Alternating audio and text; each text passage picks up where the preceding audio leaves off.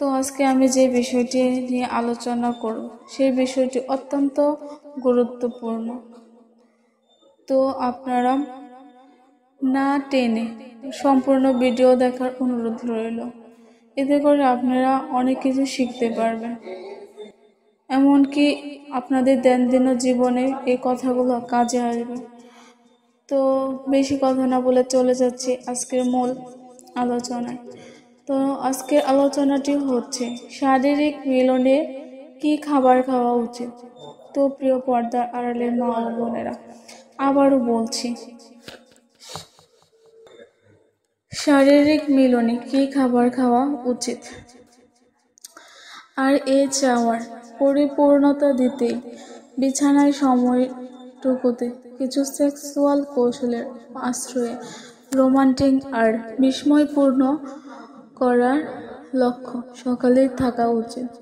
এটা ঠিক যে শারীরিক মিলনের সময় এক একটি মানুষের পারফরমেন্স এক এক রকম হয়ে থাকে, কিন্তু এই ভিন্ন পারফরমেন্স ভেতরে অবলম্বন করা কৌশল যদি একই রকম হয়ে থাকে, তাতে শারীরিক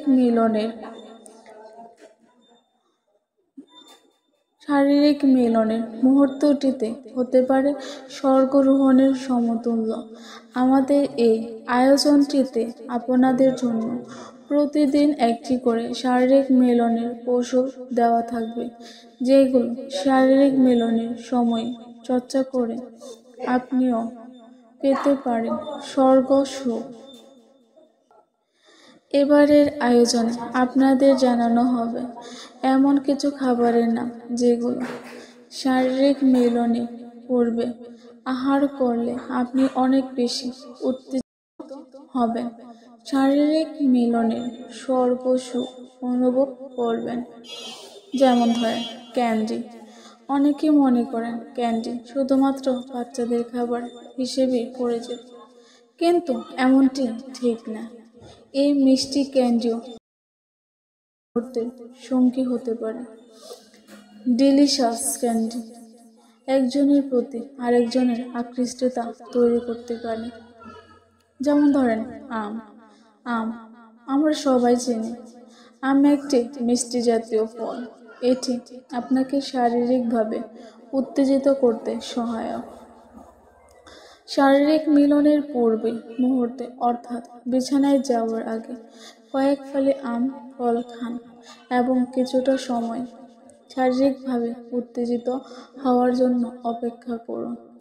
অবিশস্য তরমুজ খেলে তরমুজ একটি অবিশস্য মনে হলেও এই তরমুজ ফল আপনাকে এক মুহূর্তের জন্য উত্তেজিত করে তুলতে পারে।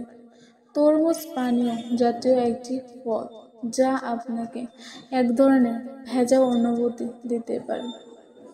পুদিনা পাতা এটি শুধু ওষুধ হিসেবে কাজ করে তা নয়, এটি খেলে হালকা উন্মাদনা ও তৈরি হয়। তাই শারীরিক মিলনের পূর্ব মুহূর্তে পুদিনা পাতা খেতে পারেন, যথেষ্ট উত্তেজিত হয়ে প্রিয়জনকে শারীরিক মিলনের। সুশি জাপানের একটি বিখ্যাত খাবার হলো এই সুশি। এই খাবারটি আপনাকে এত উত্তেজিত করবে যে ফ্লোর প্লে এর সময়ে আপনি আপনার প্রিয় মানুষটির কাছে হয়ে উঠবেন সবচেয়ে বেশি আকৃষ্ট আর আকর্ষণীয়। শসা আমাদের সবারই পরিচিত একটি ফল।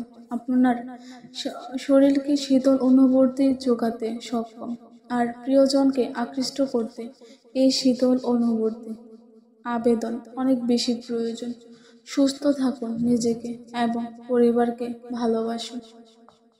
তো প্রিয় পর্দার আড়ালের মা ও বোনেরা, এই ছিল আজকের গুরুত্বপূর্ণ আলোচনা। যদি আমার আলোচনাটি ভালো লেগে থাকে তাহলে অবশ্যই আমার চ্যানেলটিকে সাবস্ক্রাইব করবেন এবং নিয়মিত ভিডিও পেতে আমার চ্যানেলটিকে সাবস্ক্রাইব করে রাখবেন এবং লাইক, কমেন্ট, শেয়ারের মাধ্যমে সবার কাছে পৌঁছে দেবেন। তো প্রিয় পর্দার আড়ালের মা ও বোনেরা, এই ছিল আজকের মূল আলোচনা। তো আজকের মতো এই পর্যন্তই শেষ। আসসালামু আলাইকুম ওয়া রাহমাতুল্লাহি ওয়া বারাকাতুহু।